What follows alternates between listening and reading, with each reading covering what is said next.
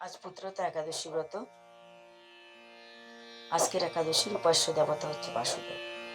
তো আজকের দিনে যারা স্বামী স্ত্রী দুজনে মিলে একাদশী ব্রত করবে, খুবই পুণ্যের কাজ। এতে নারায়ণ প্রসন্ন তো হবেনই, সঙ্গে সঙ্গে মাতা লক্ষ্মীও প্রসন্ন হবেন।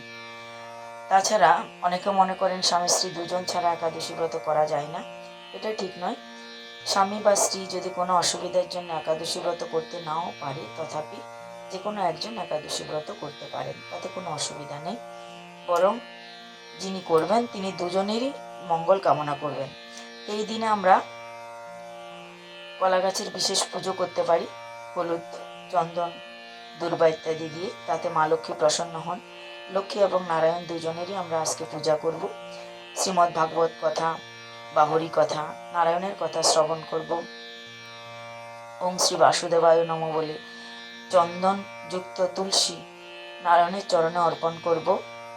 হলুদ কাপড় পরা খুব মঙ্গলজনক বলা হয়, এবং হলুদ জিনিস দান করাও, হলুদ যে কোনো ফল বা যে কোনো বস্ত্র ইত্যাদি ইত্যাদি যে কোনো কিছু হলুদ রঙের দান করা অত্যন্ত মঙ্গল বলে মনে করা হয়।